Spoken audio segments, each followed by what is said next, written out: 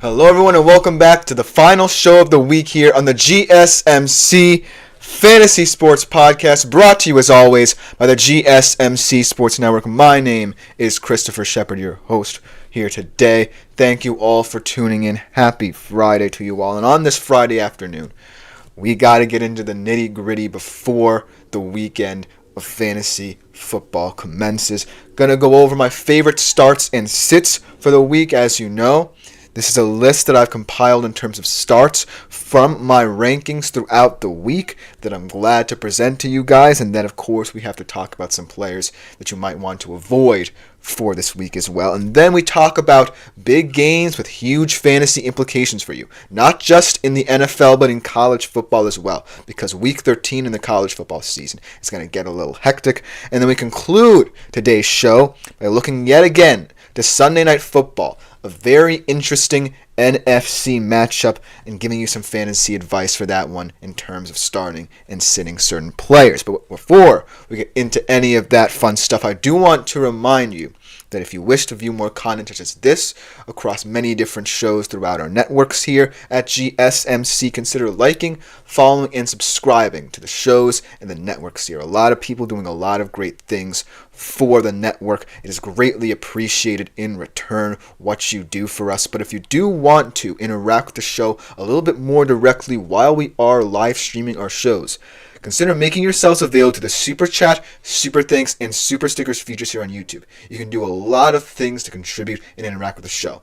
If you're not a big fan of YouTube, you can go to our website, gsmcspodcast.net, where you can leave a little tip or donation, or you can do the same by clicking the $ in the chat box in the comments section here on YouTube and leave a tip or donation there as well. Or if you just want to leave any burning questions, comments, or concerns throughout the show's duration, I'll be glad to read them on air. I love hearing your guys' opinions, and it just makes the show that much better, and I truly appreciate and thank all my supporters out there during the show. But without further ado, let us jump right into our first segment of the day here, my favorite starts of the week. Now, as you all know, throughout the week, I go over my rankings at each position for certain players who I feel could be viable starts for this week. And this list is a compilation of certain players at each position that I believe could be my favorite start of the week and that I think you should be penciling into your fantasy roster as a last-minute decision if you are still searching. But as always, you don't have to take my word as gospel. These are just suggestions, and some of you might be a little bit skeptical about them. That's why I'm putting them out there as my own thoughts, and you are more than welcome to leave your own thoughts throughout this segment as well, if you agree or disagree. So without further ado, let's jump right into it. Starting off with the QB that I know will raise some eyebrows, but I truly think, in terms of this game, in terms of this division, in terms of this rivalry, I feel like the stakes are going to be raised for this guy, and he's going to come through for his team. And I'm making myself very clear here. This is not an unbiased opinion. I just feel this is how the game is going to flow and what this guy is going to need to do. And of course, I'm going to be talking about Geno Smith against the Cardinals at the QB position as perhaps my favorite start of the week. And here is why. I feel like in this game, when you think about where both teams are coming from, the Cardinals fresh off a bye week, the Seahawks probably going through one of their tougher weeks in terms of off time and downtime that they've ever had this season.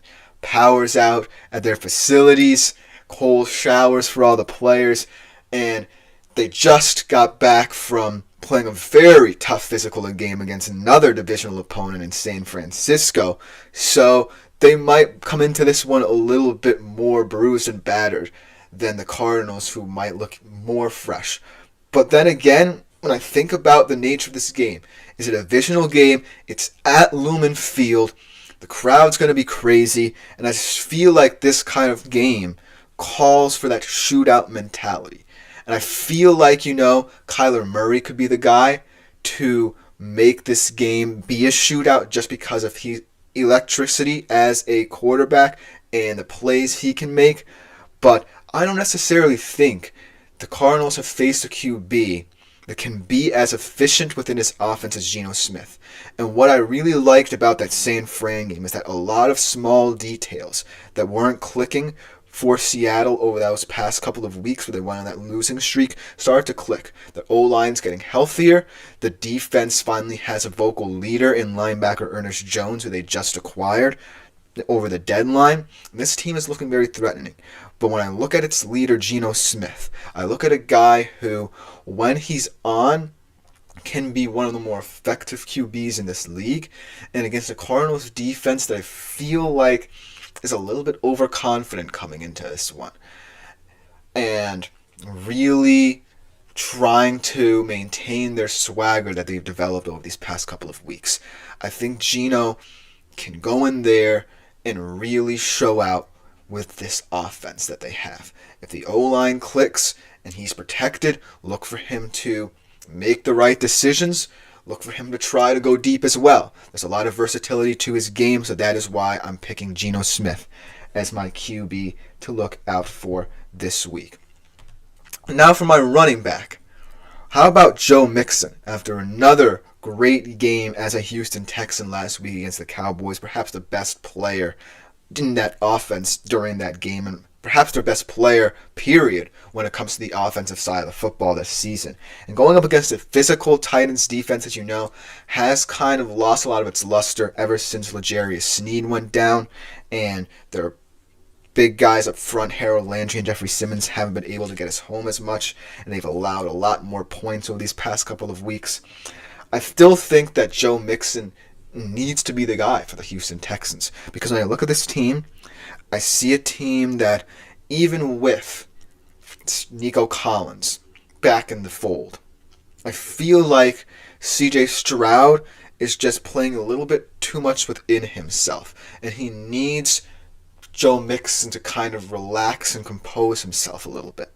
And so, look at this game as potentially a trap game for Houston, but also an opportunity for a guy like Joe Mixon to prove his worth in this offense, because he truly is, in my opinion, their most valuable offensive weapon, just because of what he can open up and what he can do himself within this offense. So, if the pass game gets ugly early for Houston, look for Joe Mixon to get a lot more touches and potentially targets in the receiving game as well in this one early, because I think that this could be a trap game, like I said, but it's all going to come down to Joe Mixon's play and his physicality for this offense that can really get them going here in what could potentially be a pratfall game for them. Then at the wide receiver position, I'm going with Tyreek Hill. It's a little bit of a risky pick going up against as good of a corner as Christian Gonzalez, but this time he has Tua throwing him the ball and not Skylar Thompson. So that's a 1+ for him, and I feel like this is one of those games where the Dolphins are just going to come in with mentality to get every single piece of that offense going, whether it be the run game, whether it be through the air. I just feel like everything's going to click, much like how it did with the Rams last week. Remember when they were coming off a loss to this very Dolphins team, and they took a while to get going, but once they started opening up every avenue of their offense, they really looked like a complete unit. And that's what I think the Dolphins are going to do this time around against the Patriots this week. I feel like with Tua, they're a much more complete, more versatile football team, and it's going to translate to the field against this Patriots team that, yes, while it's playing physical, while it's playing tough, is still a work in progress. And I know that this matchup is still going to be tough no matter who's at the QE position for Tyreek Hill going up against a high caliber corner like Gonzalez, but I still think that this is the moment for the Dolphins to really kick into gear.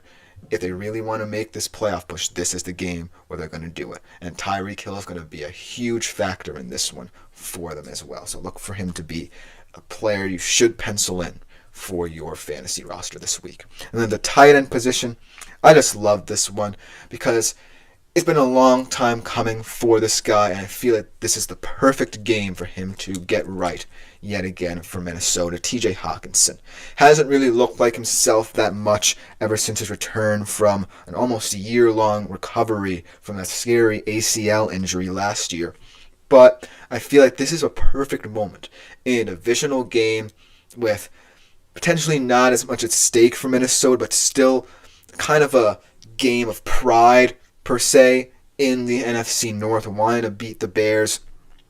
And I feel like this is also a perfect opportunity because of the fact that the Bears secondary is just as physical as this Viking skill position group, but TJ Hawkinson can be the skeleton key for it. He can be the guy to unlock certain things for this Minnesota offense. And I feel like it's going to be a very physical, gritty game that I feel like TJ Hawkinson can be the reason that Minnesota pulls this one out. So look for TJ Hawkinson to exploit whatever coverage the Bears throw at him and really open up some different looks for Minnesota, especially on the perimeter, where they want guys like Addison and Jefferson to win.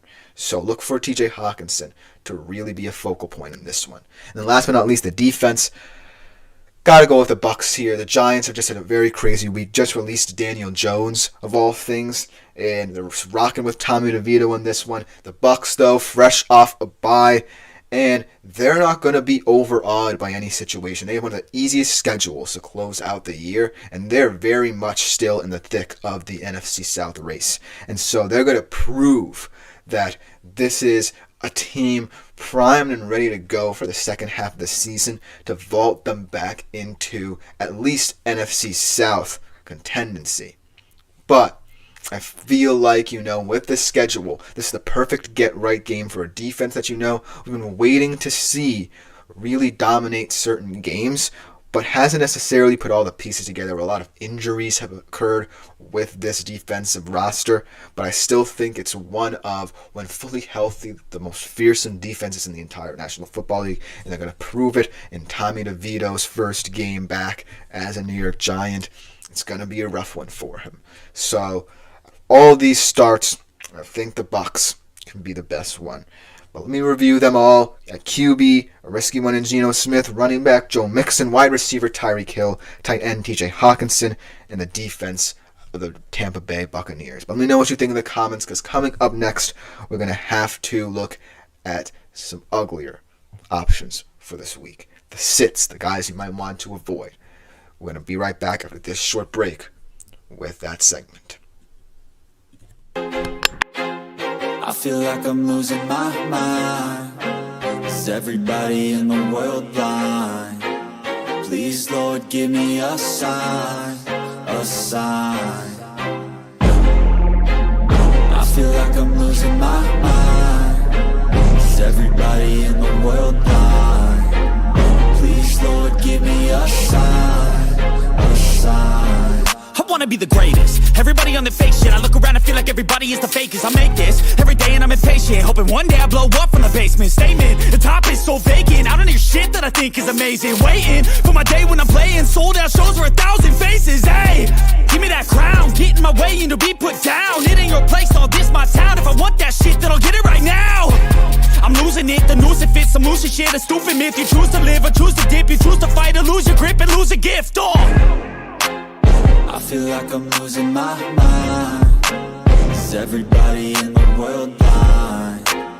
Please, Lord, give me a sign, a sign. I feel like I'm losing my mind. Is everybody in the world blind? Hello everyone and welcome back into the GSMC Fantasy Sports Podcast, brought to you as always by the GSMC Sports Network. Before we get back into our second segment of the day here on today's show, I do want to remind you yet again that if you wish to interact with the show a little bit more directly, you can do three things. Go to our website, gsmcspodcast.net, leave a tip or donation there if you don't prefer YouTube, or you can do it through YouTube. Press that $sign in the chat box and comment section. You can leave a tip or donation there as well. Or if you just want to write any burning questions, comments, or concerns throughout the show and leave them in my comment section, I'll be glad to read them on air. Love hearing your guys' opinions. Great way to contribute and interact with the show. It just makes it that much better. But without further ado, let us get into our second segment of the day, transitioning from stardom to situm. Some guys you might want to avoid this week. And this week, it is a very clear-cut week in terms of who I think will struggle and who won't, but I made some silly errors here as well in terms of who I selected. And we'll start off with my quarterback position because I picked the guy who isn't going to be starting, or at least not for the rest of the season, in my opinion, in Joe Flacco going into a very tough matchup against the Lions.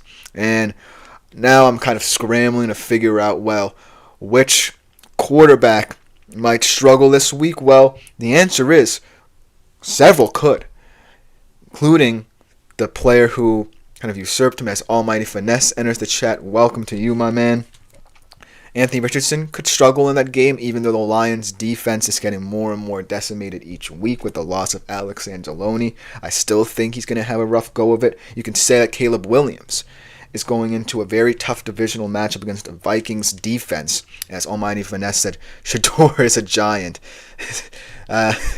I can't really say and predict the future, but it's looking very much like it, especially if the Giants are going to tank and try and get Shador. I mean, Tommy DeVito, though, he's shown that he's a cult legend there in New York. Maybe he gets the wins necessary to potentially move them out of the number one slot, but I still think Shador is going to be at least going in the top 5, and if it's to the Giants, it's a very exciting prospect for Giants fans. But in terms of quarterbacks that are playing now in the NFL, Tommy DeVito might struggle in this match against the Bucs. I did pick the Bucs defense as one of my favorite starts. But if you want a real long shot player, as Almighty Finesse says, I did talk about the Giants already, my man. But I feel like throughout the show, maybe more Giants talk comes up because they are a team of the moment right now. But in terms of long shot sits at the QE position, how about Lamar Jackson in that Monday night matchup against the Chargers defense that is now the number 1 scoring defense in the league? That is going to be a very, very intriguing matchup Monday night between two teams that I kind of rate very equally in terms of how I view them on paper. I view the Bills and Chiefs as the best teams of the AFC, but then the Chargers, Steelers, and Ravens are all in this weird mix.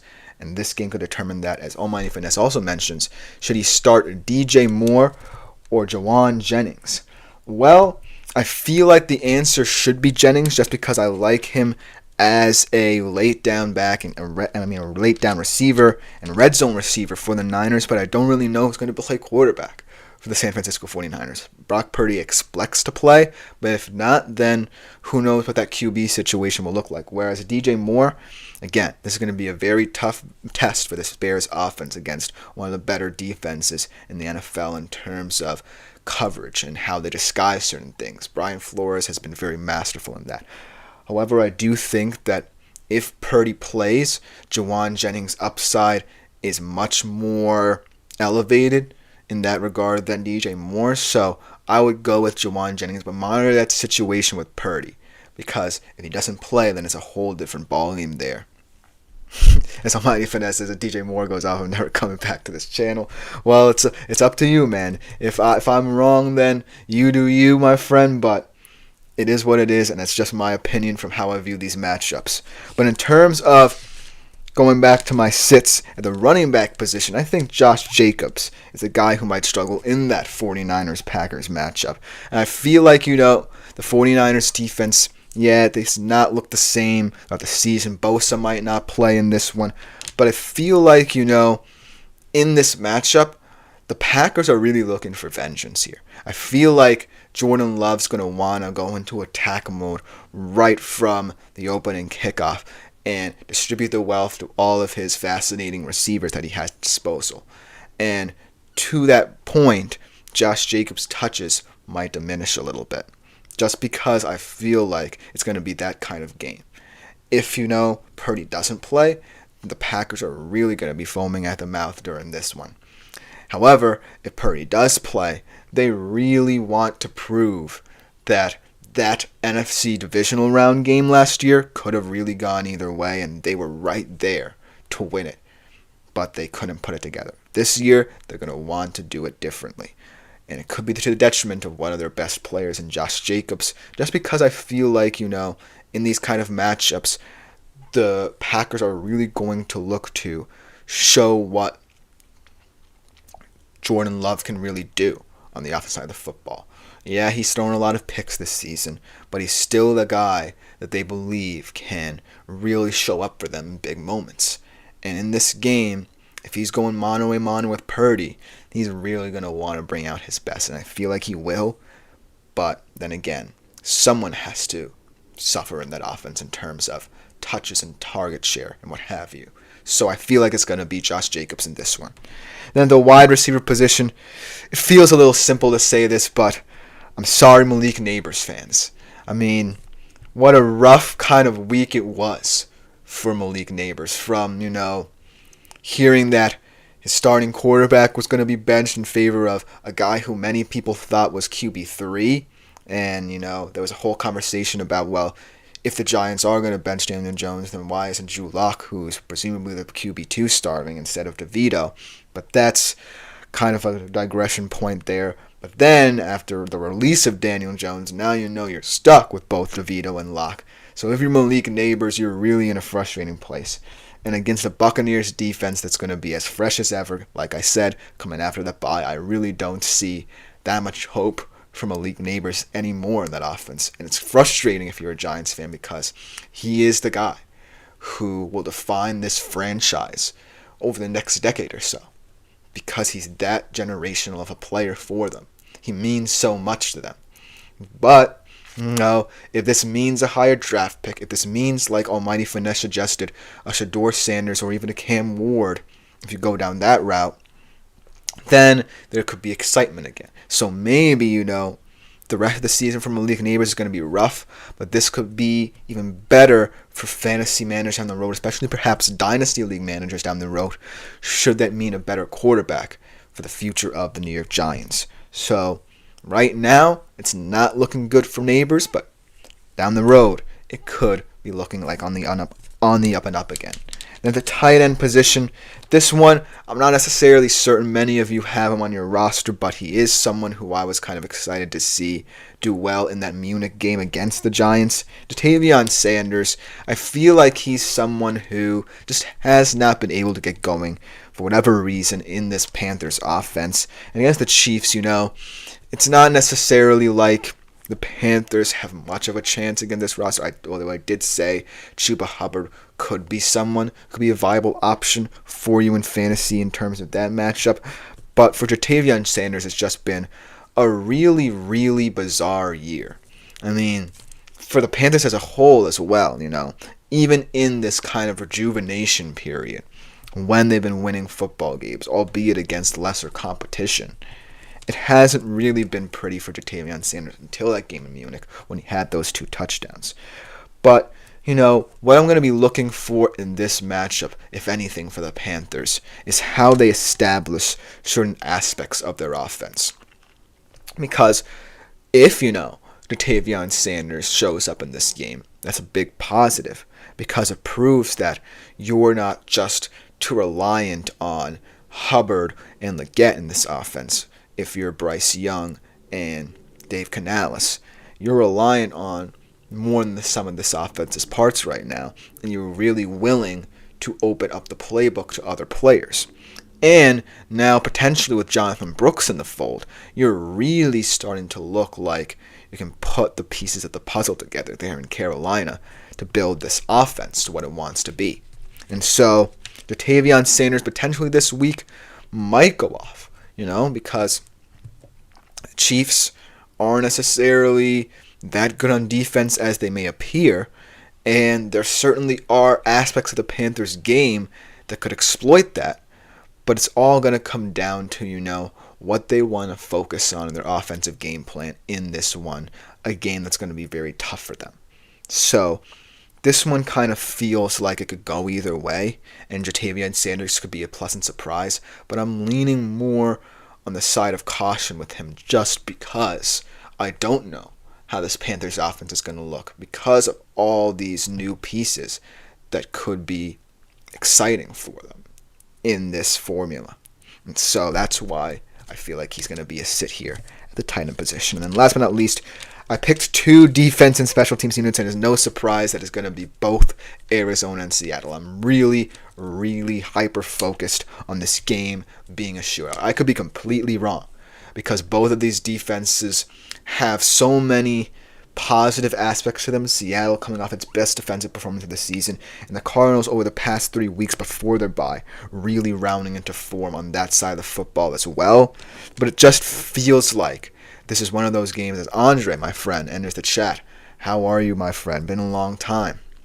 But in this matchup, I feel like, this is primed for a classic NFC West shootout, because both of these offenses know what they can do. For Seattle, it's that quick passing game. For the Cardinals, it's that physical ground game combined with Murray can do himself on the ground and through the air with McBride and Harrison. And so it's just going to be a funnel fashion shootout, much to the detriment of these two defenses. So I had to pick both of these defenses as ones that are not necessarily going to be the best options for you. I know a lot of people might be looking at these past performances and saying that it's a sense of optimism for these teams that they put some good defensive performances together, but I feel like, I can't ignore the fantasy prospects of this game, which we'll talk about later, and the fact that these offenses can score and score quickly. And so that's why I feel like this game is not going to be as defensive-minded as maybe some of you might think. But let me know what you think in the comments, because all of these sits are up in the air, right? Because I don't really know how these teams are going to come out and what their game plans will be. As Andre also says, one of my one goal is to stop James Conner. I feel like that could be the story of the game, and it could be that Seattle simply doesn't do that. I feel like James Conner is going to have a big day, but hopefully, like I said, Geno Smith shows up as well, and it's a classic game that potentially the Hawks can pull out. I'm hoping for that, and we're going to talk about this one a little bit later, but we do have to go take a quick break. On the other side, we transitioned a little bit into the world of college football. Some huge games in Week 13 with playoff stakes and potentially fantasy college football stakes that are bigger than ever. So you don't want to miss this segment right after this short break. Looking for your daily fix of sports talk without having to pay for it? GSMC Sports Network is available on YouTube. Just search GSMC Sports Network.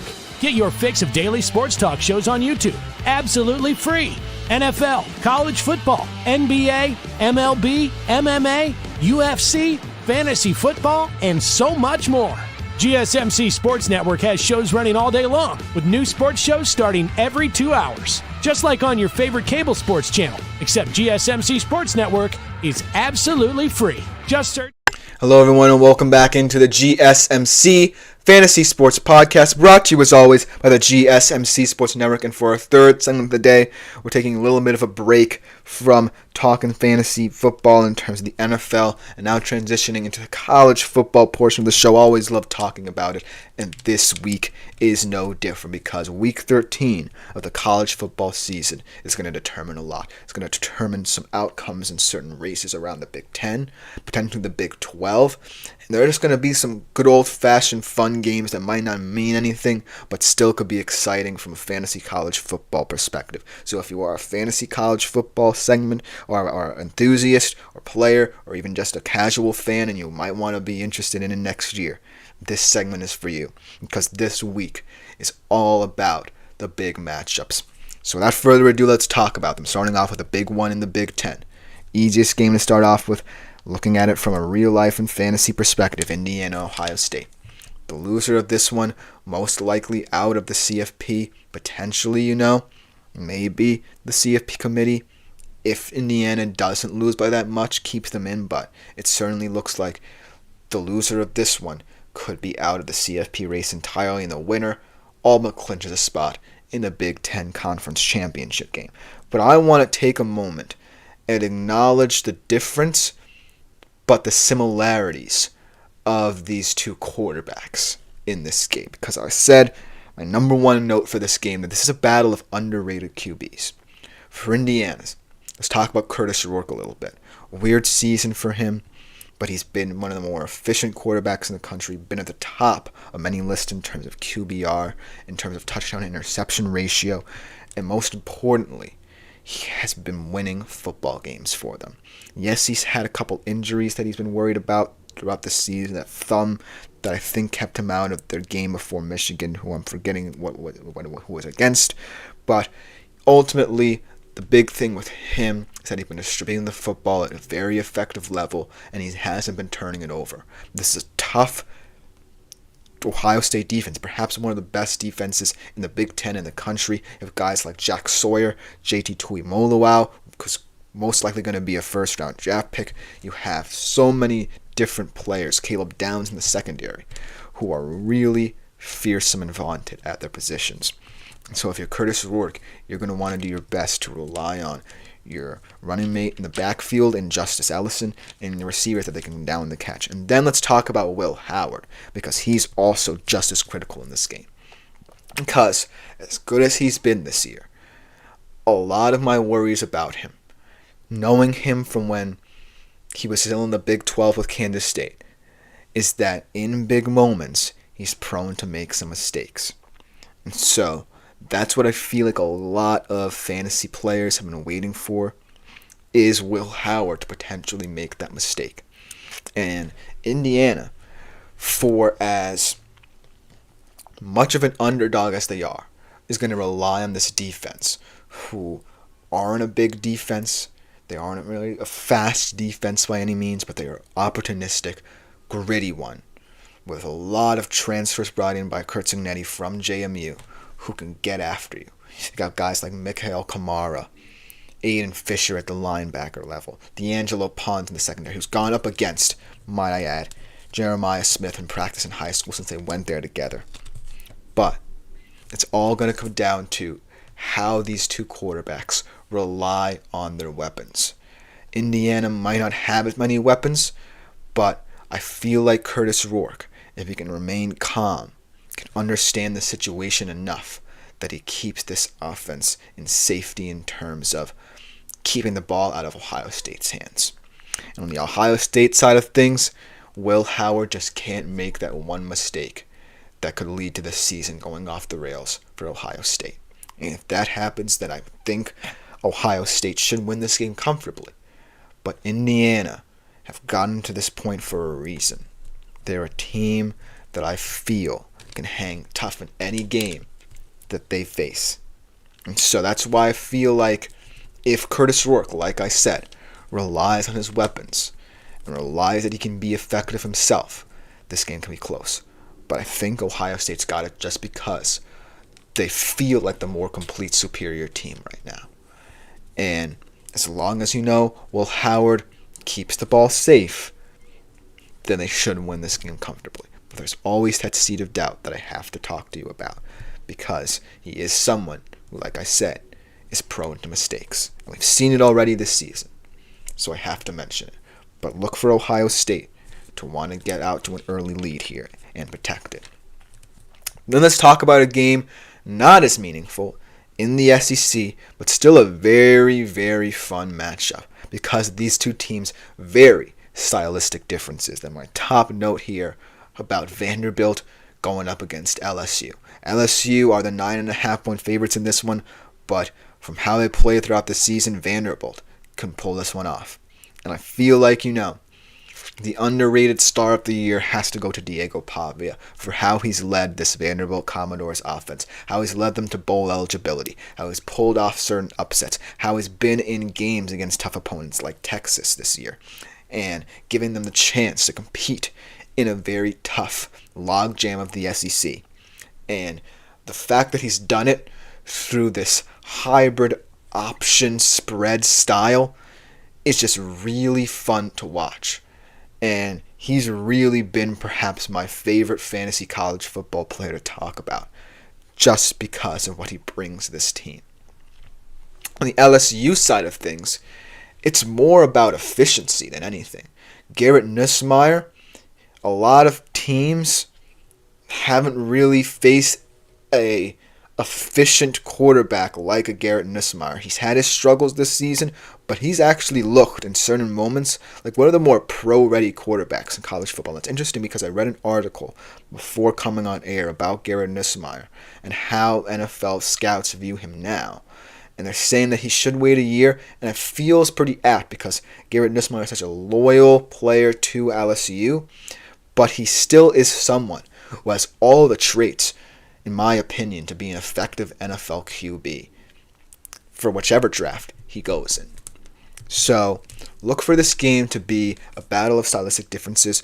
If you're Vanderbilt, you're going to want to get Diego Pavia going. You have a big physical tight end in Eli Stowers that can be effective in exploiting this LSU defense. And if you're LSU, man, Garrett Nussmeier, Kyron Lacey, Aaron Anderson, efficiency, finishing drives, and moving the chains, that's what they're all about.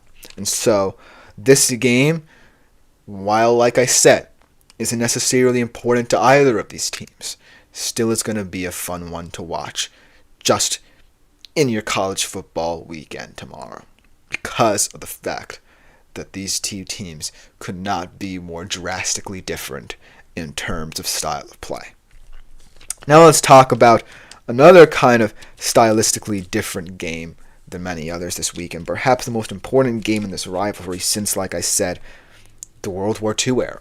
Army taking on Notre Dame in Yankee Stadium, where a lot of great Army-Notre Dame games have already taken place in, like I said, the World War II era.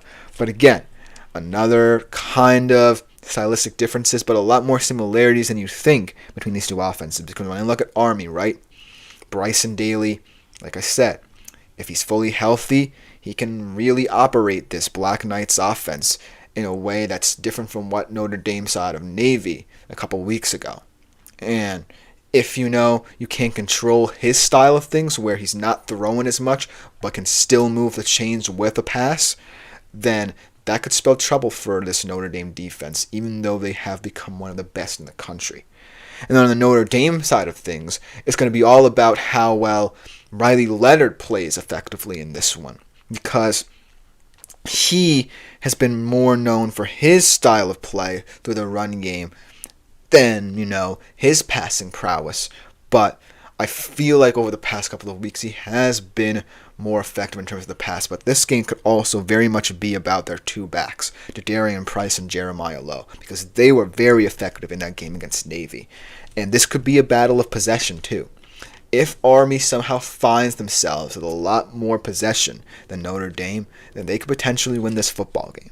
It's going to be about moving the sticks early in downs if you're Notre Dame through Love and Price, and potentially allowing Riley Leonard to relax into this game and potentially take some deep shots down the field.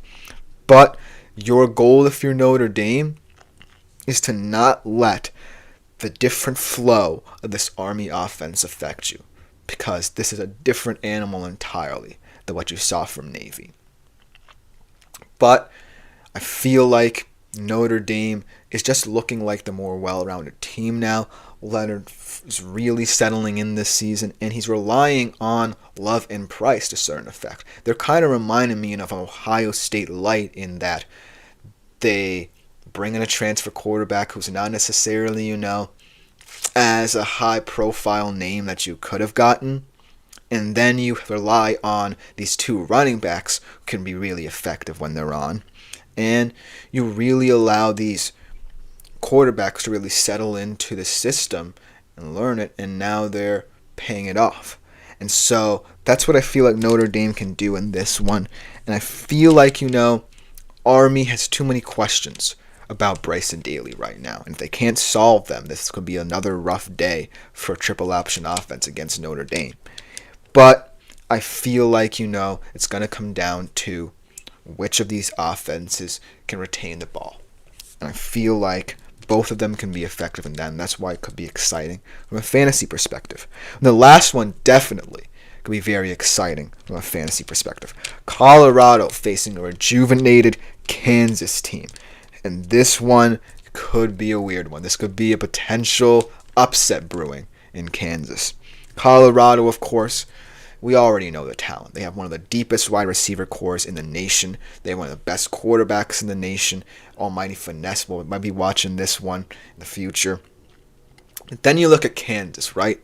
A team that many people thought could be in the race for the Big 12, but didn't really show up this year. And a lot of questions were raised about the effectiveness of this offense. But over the past 2 weeks, in two major upsets that upended the status of the Big 12, Kansas's offense has come alive. And it's all been down to Jalen Daniels. He's one of the most explosive quarterbacks in the country when he's on. And he really can but a threat into this Colorado team. Whereas the Colorado side of things, I just feel like, for as deep as this team is, I feel like you don't necessarily want to get into a shootout this late in the season. You want to win games a little more comfortably. Because now you're looking at a potential spot in the Big 12 Conference Championship game. You just don't want to let it slip. The fact that Kansas has already beaten Kansas State and BYU and potentially eliminated them from the conference race, this game could be a potential trap game. But I think it's going to be a very explosive one. Going to come down to some big plays on both ends of the football. So I'm going to be paying attention to this one. Hopefully you guys tune in as well. But this should just about do it for all the games I want to talk about from a fantasy perspective in college football. Coming next, it's your turn, NFL. A lot of interesting games with huge fantasy implications there as well. And we'll be right back for this short break to talk about them.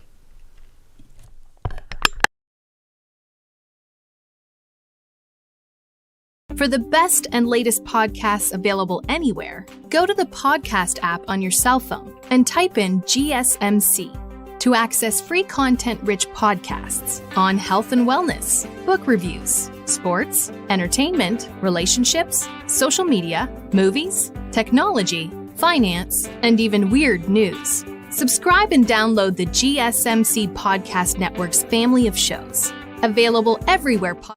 Hello, everyone, and welcome back into the GSMC Fantasy Sports Podcast. And for our fourth segment of the day here on today's show, we're going to do the same thing we did with college football and talk about some NFL games with huge fantasy stakes. I made my thoughts very much known throughout the week about certain games, how I feel about them, and this is just a little bit of a recap at this point for all of these games, but I truly believe that you can't go wrong with many games this weekend in the world of college football. While some of them may seem like duds, I feel like some could surprise you.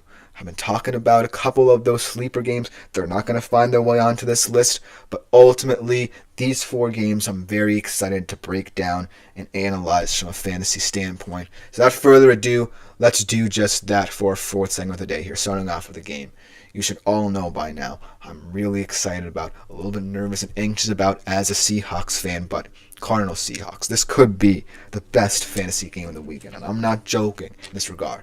You may think that a Seattle team that has gone through a very rough week, starting off with that win, emotional win in San Francisco, and then having, the power outage issues at their facilities, and then going up against the Cardinals team at home, fresh off a bye, and fresh off looking like one of the best teams in the NFL. Coming into your stadium, it's going to be a weird game, but I think it's going to come down to which offense makes more plays. And both of them know at this point, like I said, what they're comfortable with doing.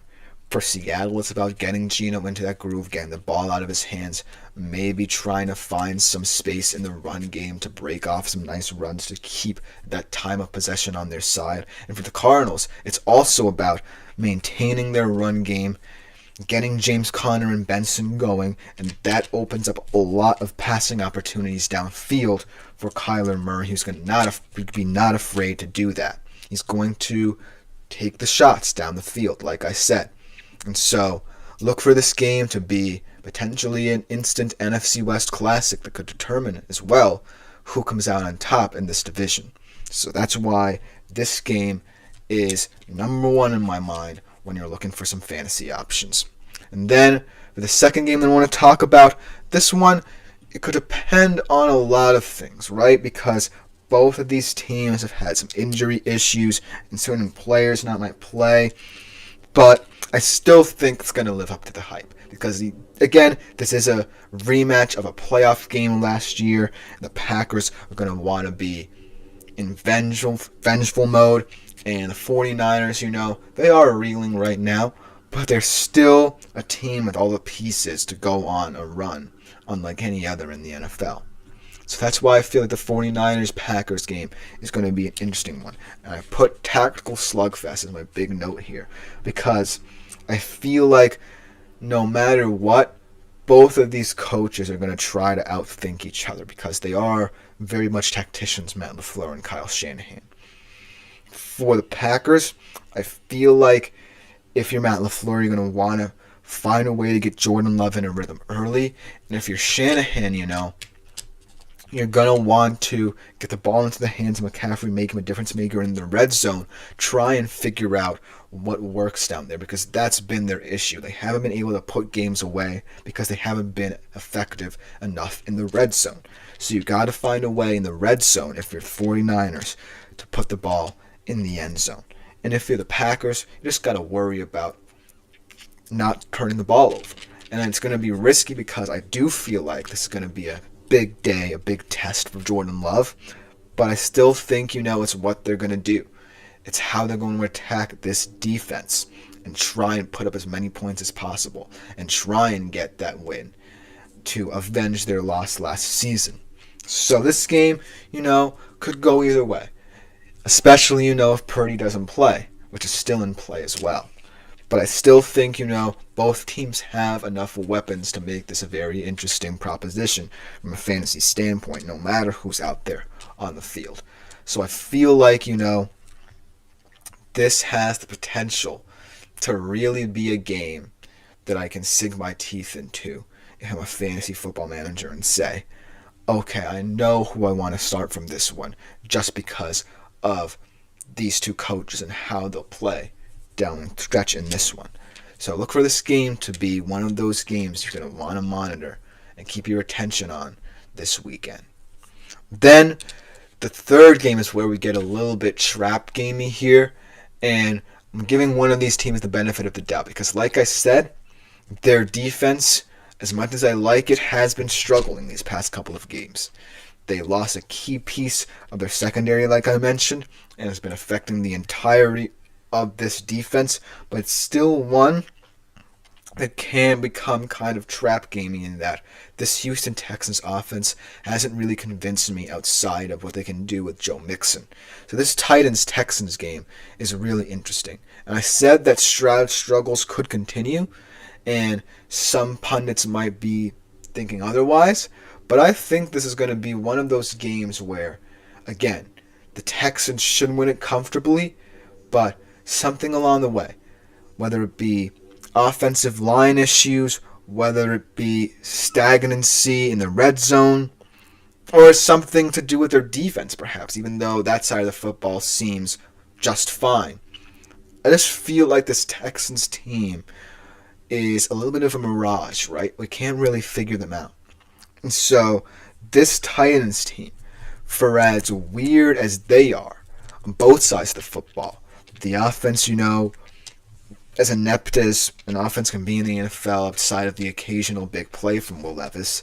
And then the defense, still, one of the underrated ones, the team when fully healthy, but now sans L'Jarius Sneed not playing up to par. And this is one of those games where it's going to be about, which team struggles less. And as much as I want to say the Texans, because of the fact, like I said, Joe Mixon being potentially one of my favorite starts of the week in this one. Nico Collins suddenly coming to life. A lot of positive things could happen for the Texans, but they haven't happened in games like this against lesser competition when you should be winning big. And on the Titans side of things, I really think, this defense has a point to prove, right? This is a divisional game, and you saw what a team like the Browns did yesterday in a meaningless game for them. They made it their Super Bowl. This could be the Titans' Super Bowl, right? Beat the Texans, and you have something prideful to take into the offseason. So I feel like, from a fantasy standpoint, it is weird to talk about a game so negatively, but certain things could go off the rails for both teams. Either the Titans defense continues to struggle, or surprisingly CJ Stroud's struggles continue, and this Houston Texans team looks less and less convincing in wins than they do ever. And so that's why I feel like this game is so weird to pin down, because a lot of good things can happen, but a lot of bad things could happen as well. And so I would be cautious about who you pick in this game outside of Joe Mixon, because I really trust him right now as one of the better fantasy running backs in the National Football League at the moment. So this game, weird one, but I wanted to include it just because of the many factors that could go into it. And the last one I want to talk about, another divisional matchup, very feisty one. My dad's probably looking forward to this one. Vikings taking on the Bears. And this one, I feel like, is going to be hyper-focused on the trenches. And what I mean by the trenches is that Bears offensive line that really has been struggling with dealing with how Caleb Williams likes to play football. This very vaunted Vikings defensive front. And I feel like in this one, when I look at the Bears offense, the reason if Almighty Finesse is in there, I have trepidations about guys like Moore and Odunze and Allen, potentially even their running backs, is because of that defense. Caleb Williams hasn't really seen anything like this Vikings defense before and what it's going to do in terms of disguising different coverages, stunts, little moves that these defensive linemen do is really going to challenge him. And yes, I like that little change they made at the OC position, moving on from Waldron and bringing in Brown, and what that did in that game against the Packers for Caleb in terms of how he looked a little bit more settled and how his decisiveness when he needed to scramble was more clear. But I still think this game is really going to be about this Vikings defense. And in a divisional matchup, anything can happen. But the Vikings have proven that they're going to ride this defense to success in the NFC. And I feel like it's a very effective way for them to go about their style of play because they are a very timely, complementary offense. As Captain Anonymous says, Vikes always struggle at Soldier Field and it's messed up turf. And that is exactly why I feel like it's going to be an offensive struggle. But I just trust the Vikings' more complementary style in this environment because of what Caleb Williams hasn't seen. And so, even though a lot of optimism is arising out of this new OC, Thomas Brown, for Chicago, it's going to be a slugfest because of what this Vikings defense does. So look for this one to really be all about Caleb Williams. I'm going to be hyper-focused on how he plays. I do think, he has a chance here to prove his stuff, but it's going to be one of those weird games where it could be a defensive slugfest and it could come down to which offense is more timely. But we know what you think about these games in the comments, because coming next we focus on one game and one game only. That Sunday Night Football matchup that I feel like a lot of people are looking forward to. Eagles-Rams, Stardom Cinnamon Vice to close out the week here on the GSMC Fantasy Sports Podcast. And after this short break, we'll be talking about it.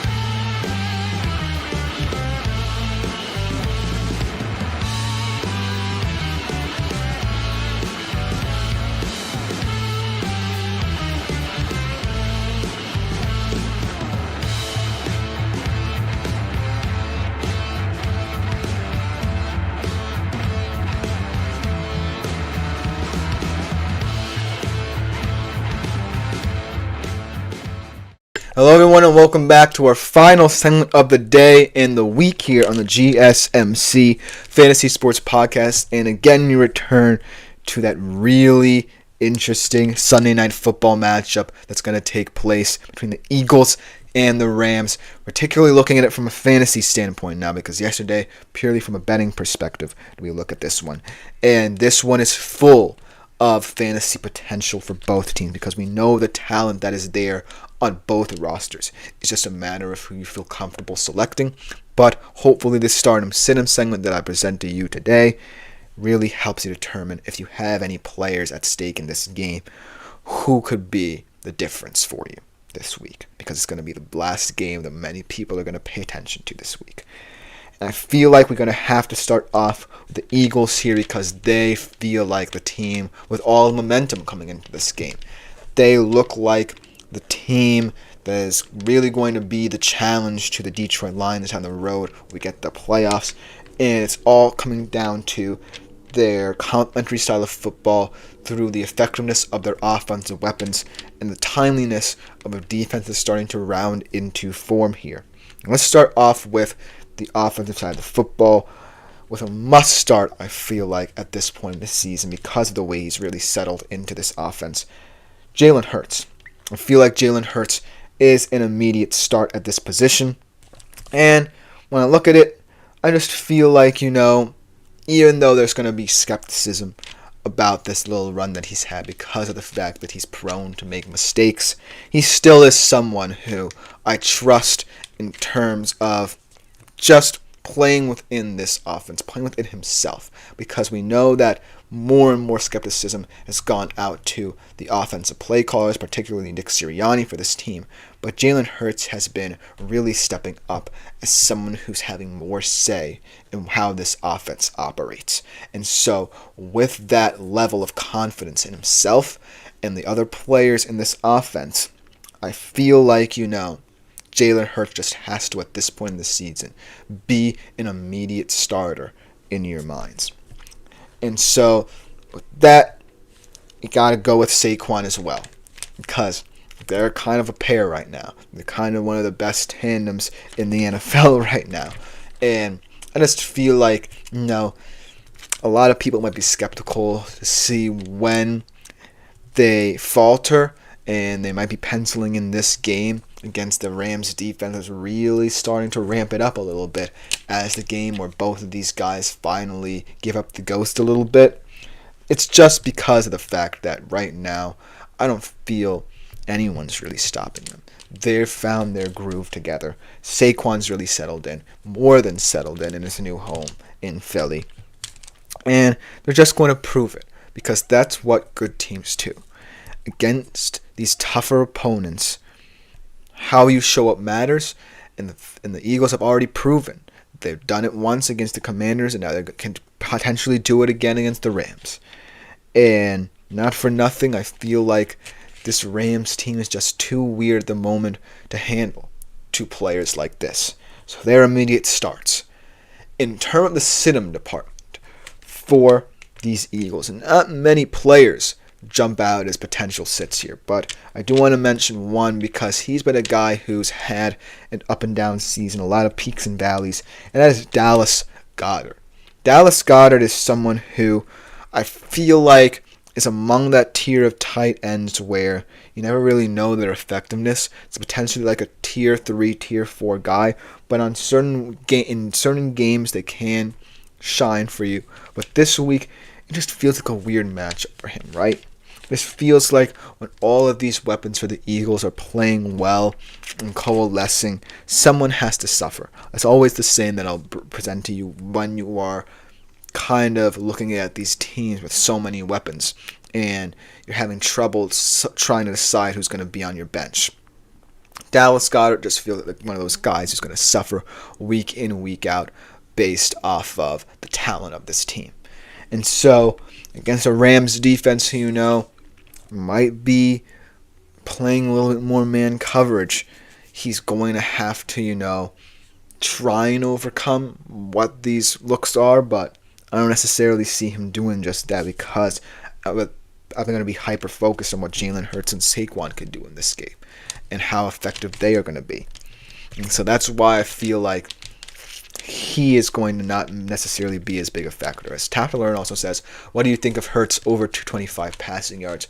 I'm not necessarily certain about that one just because he can be so effective in many different ways. He doesn't necessarily have to affect it through the air.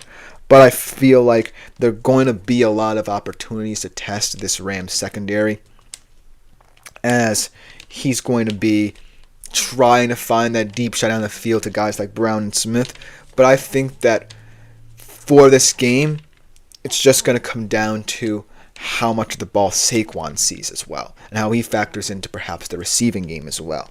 But I do think that ultimately Hurts will just do enough to go over. And then in terms of D. Robinson, as he mentions here, under 26.5 receiving yards, I think that's the move, because I don't really even have him on this list. I don't necessarily see him as big a threat as people think for this Rams offense.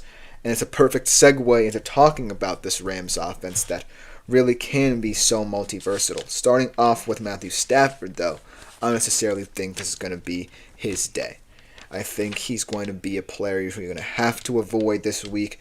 And it's just because of the fact that, like I said, I was lucky last week in guessing that he would be someone you should start, but he is someone who isn't always going to be a pencil-in kind of quarterback for you.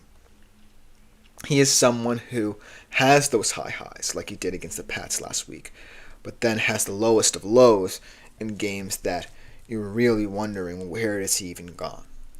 So that's why I feel like week in, week out, I can't rely on Matthew Stafford as much as, say, a guy like Jalen Hurts. So that's why I don't necessarily see this being the best day at the office for the quarterback position, for the Rams at the very least. But then I do think that Kyren Williams can be a very effective player in this one for the Rams.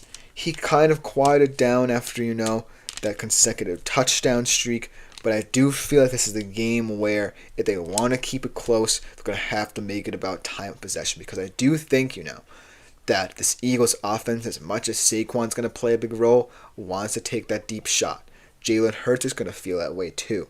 And so what the Rams are going to want to do is be timely.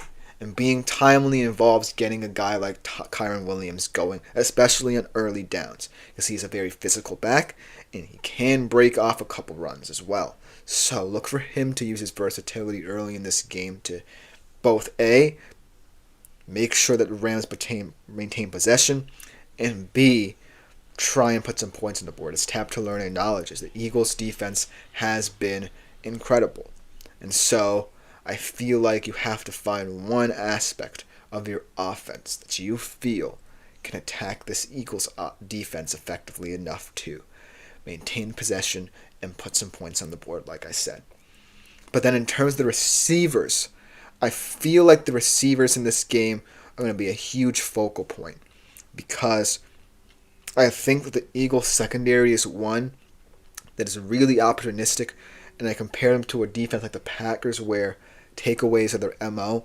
It doesn't necessarily feel like the Eagles' MO is takeaways. It's more about being so sticky in coverage, understanding their roles, understanding who the leaders are in that secondary, and really coming together to be a fearsome unit that's making them as effective as they have been in generating these takeaways. And so I do feel like, though, that at least one of these receivers, particularly Puka Nacua, could have a big game just because of Puka's ability to kind of play the game like a tight end wide receiver hybrid, find the softness in coverages, run effective routes, use his intelligence to understand different defensive looks. But it will come to the detriment of a guy like Cooper Kupp, who, even though is a very effective piece in this offense, and this Eagles defense will certainly have to account for him. I feel like, this game's going to be more about the guy who can generate his own looks more effectively, and it's becoming Puka Nacua at this point. Don't get it twisted. Cooper Kupp has always been effective, as you know, getting open for his guy. But Puka Nacua has also been following that mold and might be even better at doing it than Kupp. And I feel like, the Eagles are going to be hyper-focused on stopping at least one of these receivers, and Kupp is going to be the more likely to either be double-teamed or chipped at the line. Press man coverage all night long. There's going to be a tough test for him trying to create his own space, whereas Puka is going to get a lot more open looks, and just because of his savvy as a receiver in his second year, even, with all the injury struggles he's faced, he's really going to have a nice day, I feel like. Whether or not it keeps the Rams this game is really up in the air, and it doesn't necessarily matter from a fantasy standpoint, but I do think he's going to be effective enough for you to say, I can't leave him on my bench because of what he could mean in this game. When I look at this game, especially from a fantasy standpoint, you can't really go wrong in terms of two offenses that want to move fast and loose. For the Eagles, it's going to be all about Jalen Hurts and Saquon really meshing, and then, Jalen Hurts really opening it up down the stretch. And then for the Rams, it's going to be all about opportunism. And what I mean by that is on both sides of the football, be opportunistic. Try and generate takeaways if you're the defense. Try and keep the football if you're the offense. And most importantly, put as many points on the board as possible, because you're going to have to keep up with this Eagles offense as much as possible. Yeah, I'm really looking forward to this one. Should be an exciting NFC matchup, but that will just about do it for the show today and the week here on the GSMC Fantasy Sports Podcast, brought to you as always by the GSMC Sports Network. I've been Christopher Shepard. Thank you all for tuning in. Thank you all for tuning in all week. Remember, like, follow, and subscribe to the show on the network. Make yourselves available to the Super Chat, Super Thanks, and Super Stickers features here on YouTube. But other than that, I'll be back here Monday at 3:30 as always. But other than that, I'm out for the week. Have a great weekend.